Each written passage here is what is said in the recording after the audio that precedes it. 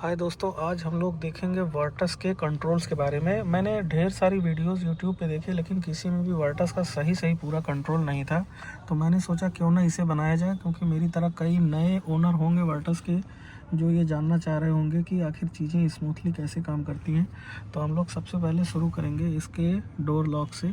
Door lock इसमें एक बारी खोलने से इधर वाला खुलता है, लेकिन उधर वाला जो डोर लॉक है, जो आपका पैसेंजर साइड है, उसको 2 बारी खोलना होता है।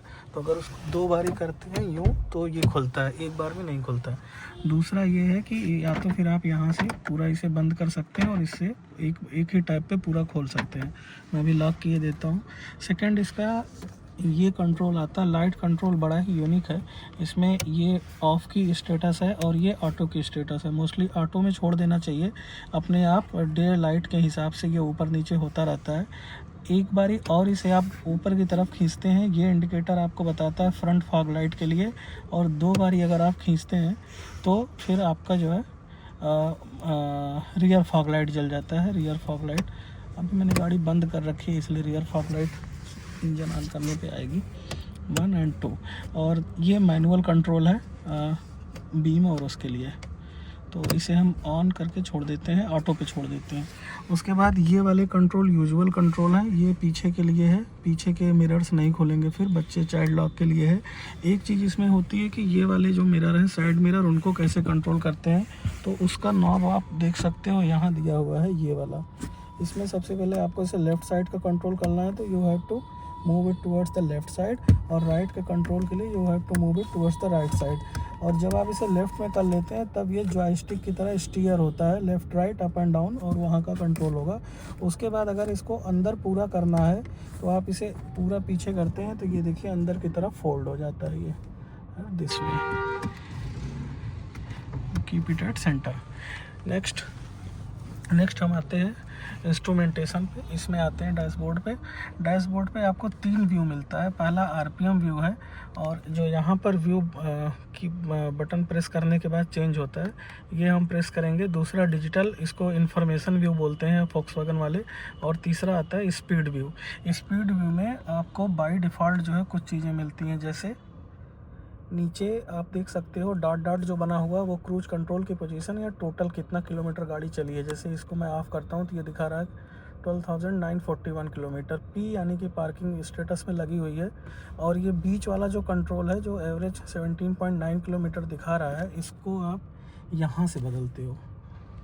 आप इसको अप डाउन करते हो यहाँ से, तो वो देखो आप वहाँ बदल सकते हो, और वहाँ से आप सेलेक्ट कर सकते हो ढेर सारी चीज़ें। अभी हमने एवरेज इकॉनमी ले रखी है, तो ये एवरेज इकॉनमी बताता है।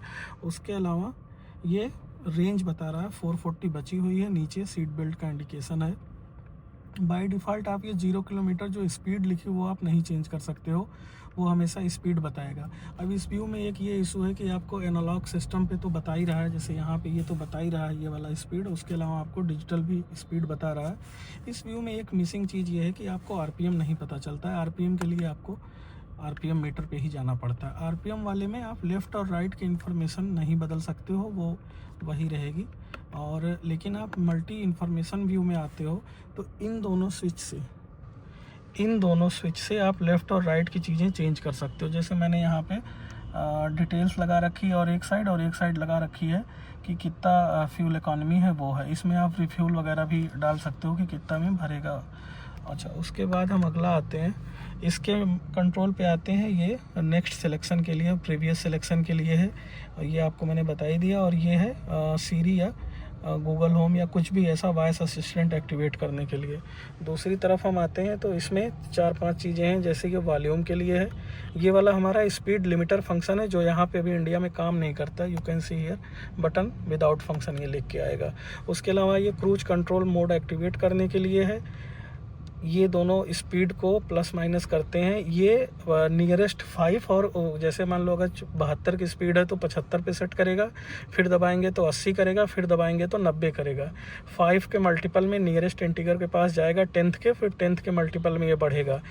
इस वाले को दबाते हैं तो स्पीड को रिज्यूम कर देगा। जैसे आप ब्रेक दबाते हो, चूँकि इसमें एडाप्टिव क्रूज कंट्रोल नहीं है, तो ब्रेक पैडल अगर दब जाता है तो आपका क्रूज कंट्रोल उस समय के लिए कैंसिल हो जाता है।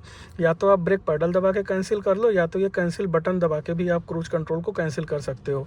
फिर जितनी स्पीड पे आपको सेट करना हो सेट दबा लो, और अगर आपका क्रूज कंट्रोल कैंसिल हो गया है तो आप केवल अगर रिज्यूम बटन दबा दोगे तो ये वापस तुरंत उसी स्पीड पे गाड़ी को ले आएगा। मिनिमम रफ्तार क्रूज कंट्रोल के लिए 20 किलोमीटर पर सेकंड पर मीटर 20 किलोमीटर पर आवर चाहिए होती है। नेक्स्ट हम लोग इस कंट्रोल पे आते हैं। ये मेरा 2025 जून की खरीदी हुई गाड़ी है। तो इसमें आप देख सकते हैं कि बहुत सारी आप जो इंस्टाग्राम पे देखते होंगे कि मैंने कोड करवाया है और ये सब चीज़ इसमें ऑलरेडी कंपनी दे रखी है। जैसे ये वाला जो विंडो है, मैं आपको क्लोज दिखाता हूँ, हाँ दिस वन। इस विंडो में आप देख सकते हो एक में फ़ोन से रिलेटेड इन्फॉर्मेशन, नेविगेशन से रिलेटेड इन्फॉर्मेशन आती है, और उसके बाद इसमें एंड्रॉयड ऑटो और वो उसका इन्फॉर्मेशन आता है। उसके बाद आप इधर देख सकते हो ड्राइविंग डेटा आपको डिटेल देता है, कितना कंजम्पशन है, कितने आवर है, कितनी ट्रिप आपकी लगी है। और इसमें 3 मोड आते हैं, सिंस स्टार्ट, सिंस आपने टंकी जब से भरवाई, और लॉन्ग टर्म में। जैसे मेरी कार का लॉन्ग टर्म का दिखा रहा है 15.3 km पर लीटर का माइलेज, रिफ्यूल के बाद से 13.5, और आज मैंने जब से गाड़ी चलाई है लगभग 18 किलोमीटर 96 किलोमीटर की रफ्तार पे दिखा रहा है। उसके अलावा आपको डिटेल्स एक आती है, इसमें इंडिकेशन आता है कि कोई इन्फॉर्मेशन जो गाड़ी आपको देना चाहती है वो आता है। इसके अलावा इस गाड़ी में टायर प्रेशर मॉनिटरिंग सिस्टम है, जो कि इंडिविजुअल टायर का आपको डिस्प्ले नहीं होता है, लेकिन अगर किसी भी टायर में जितना भी आप सेट किए रहोगे उससे अगर प्रेशर लूज होता है तो वो इसमें दिखाई देगा। और यहाँ पे लिख के आने लगता है कि tyre pressure last left side का या फिर राइट साइड का, लेफ्ट फ्रंट राइट फ्रंट, वो लिख के दिखाने लगता है। आप जब भी इसका इस्तेमाल करना चाहते हैं तो अपने जितना आपको टायर्स में हवा चाहिए उतनी भरवा के, नाइट्रोजन या जो भी हवा भरवाते हैं आप उसी समय सेट पर दबा दीजिए, तो वो उसको रिकॉर्ड कर लेगा और उसे वो बेस लाइन समझेगा। उसके अलावा अगली चीज़ इसमें मोड ये आता है स्पोर्ट्स मोड। ये बाय डिफ़ॉल्ट कंपनी ने दिया हुआ है।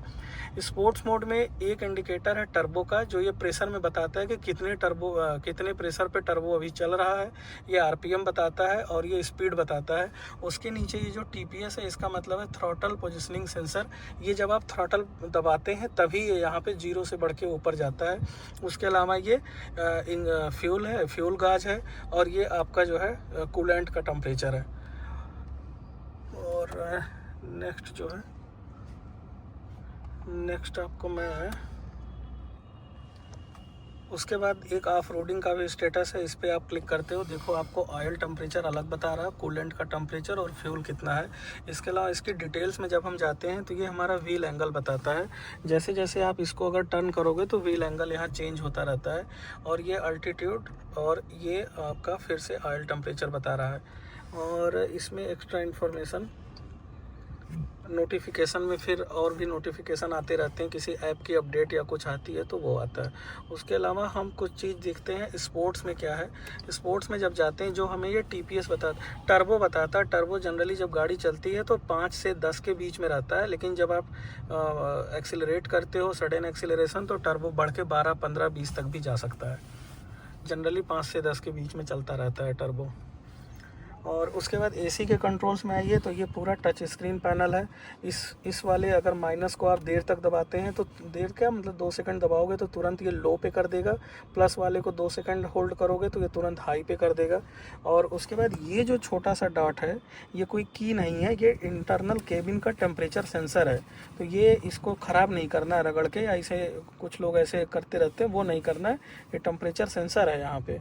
और उसके अलावा ये जो है फाइन की स्पीड है, इसमें भी आप ये दबाओगे सबसे स्लोअर पे जाएगा, देर तक दबाओगे सबसे हायर स्पीड पे जाएगा।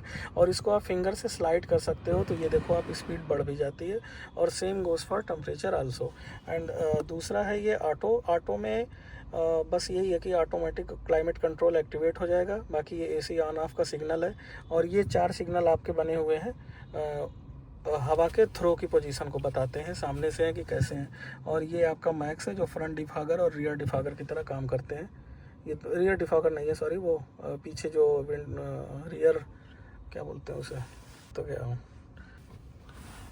इधर गियर पे आते हैं। गियर में हमारे पास दो चीज़ें हैं, ये ventilated seat driver side, this ventilated seat passenger side, और ये आइडल सिस्टम ऑन ऑफ है।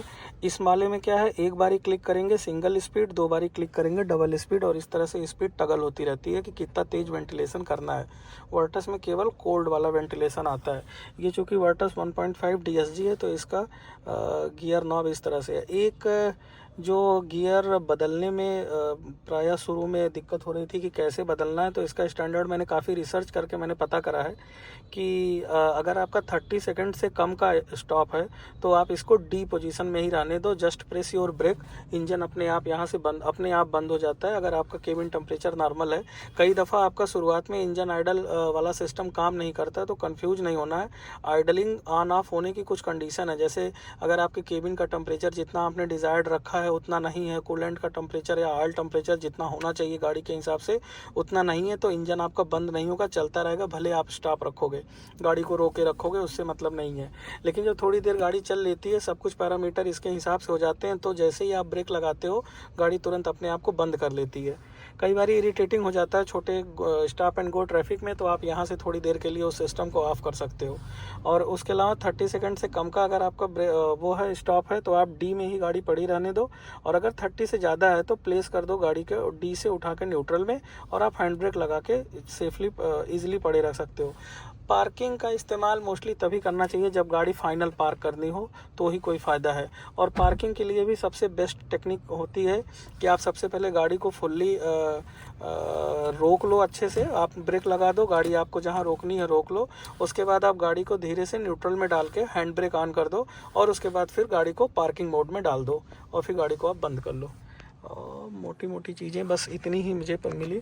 दूसरा ये है, ये हजार्ड लाइट है, एवरीबॉडी नोज अबाउट इट। एक छोटा सा सेंसर यहाँ पे है, ये यहाँ शीशे के बगल में रेड कलर की ब्लिंकिंग होती है, वो सेंसर सेंट्रल लॉक का सेंसर है। तो that's all for today guys, thank you for watching the video.